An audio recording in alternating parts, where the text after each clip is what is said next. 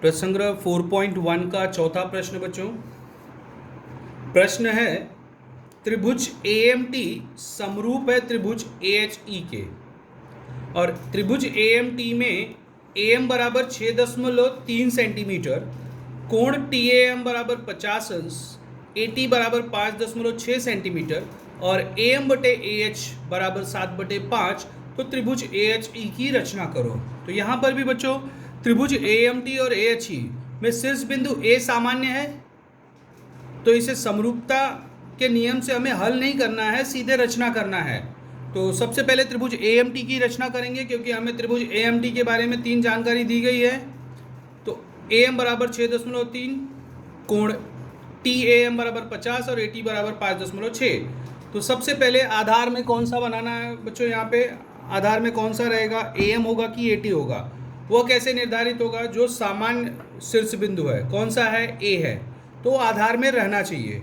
तो या तो हम AM बनाएं या तो AT, कोई भी खींच सकते हैं, लेकिन यहाँ पे अनुपात में AM दिया गया है तो AM ही खींचेंगे तो अच्छा है। तो सबसे पहले आधार AM खींचा जाए 6.3 सेंटीमीटर का। फिर कोण TAM अर्थात कोण A बराबर कितना, 50 अंश है। तो इस तरह से चांदे को रखेंगे बिंदु A पर और 50 अंश का कोण खींचेंगे।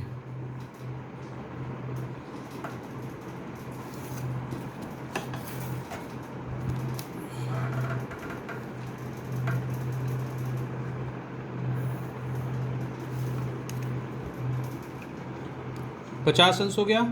फिर AT कितना है, 5.6 सेंटीमीटर। फिर गोला प्रकार से 5.6 सेंटीमीटर की दूरी लेंगे,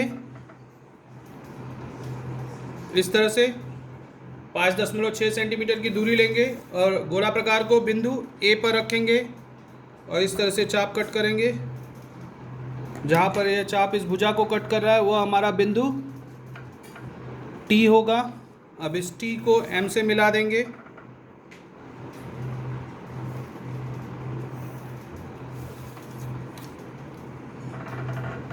यह है 5.6 सेंटीमीटर। तो त्रिभुज AMT की रचना हो गई यहाँ पर। अब हमें त्रिभुज AHE खींचना है बच्चों।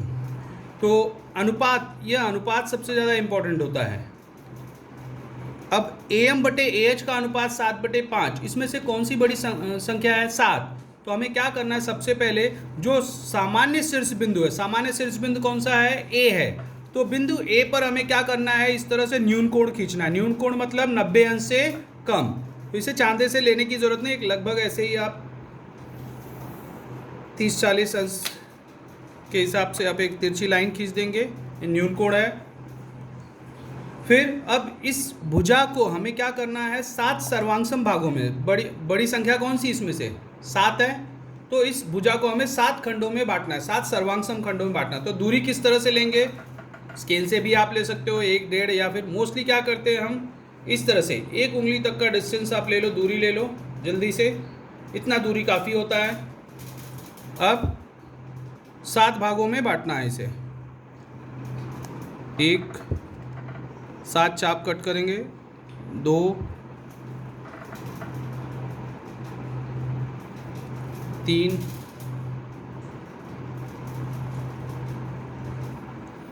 4, 5, 6, 7।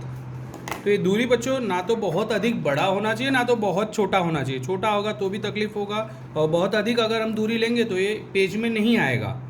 अब इसे नाम दे देंगे हम A1, A2, A3, A4, A5, A6, A7। बिंदु A से खींचा गया तो A1, A2, A3, A4, A5, A6, A7।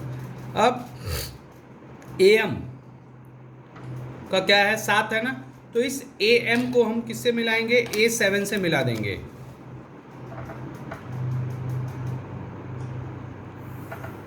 इस तरह से। फिर AH कितना है, 5। तो AH यहाँ पे कहीं पे होगा, उसको किससे मिलाना होगा, A5 से। तो A5, H तो हमें मालूम नहीं, तो हमें H का पोजीशन ज्ञात करना है बच्चों।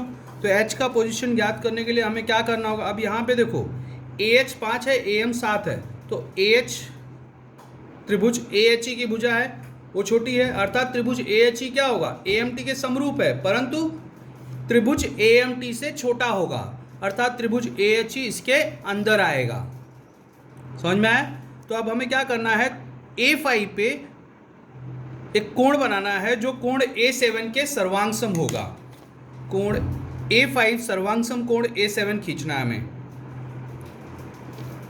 यहाँ पे देखो एक दूरी लेंगे, A7 पे रखा, चाप कट किया एक, फिर अब इस बिना दूरी बदली किए गोला प्रकार को कहाँ रखेंगे बच्चों? A5 पे रखेंगे, ना कि इस चाप पर।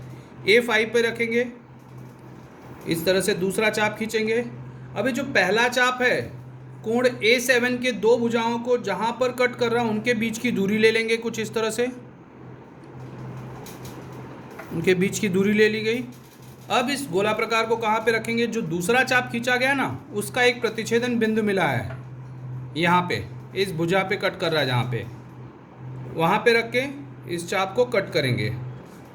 अब इन दोनों चापों का जो प्रतिच्छेदन बिंदु है उसे हम फिक्स करेंगे और उसे A5 से जोड़ते हुए एक रेखा खींचेंगे।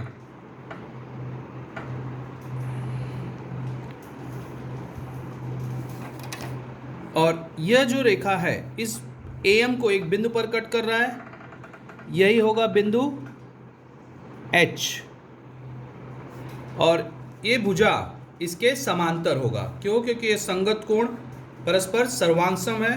जब संगत कोण सर्वांगसम है तो भुजाएं समांतर, रेखाएं समांतर होती हैं। अब ठीक इसी प्रकार से कोण H सर्वांगसम कोण M खींचना है, तो हमें त्रिभुज AHE का भुजा HE भी मिल जाएगा। तो कैसे खींचेंगे? पहले बिंदु M पर रखेंगे, एक निश्चित दूरी लेंगे, एक चाप खींचेंगे, बिना दूरी बदली किए बिंदु H पर रखेंगे गोला प्रकार, दूसरा चाप खींचेंगे। अब क्या करेंगे? जो पहला चाप का जो प्रतिच्छेदन बिंदु है, भुजाओं को जहाँ पे कट कर रहा है उनके बीच की दूरी लेंगे इस तरह से। अब गोला प्रकार को यहाँ पे रखेंगे दूसरे चाप के इस प्रतिच्छेदन बिंदु पर और कट करेंगे इस चाप को। ओके, अब इस चाप का प्रतिच्छेदन बिंदु फिक्स कर लेंगे और H दोनों को मिलाते हुए एक रेखा खींचेंगे।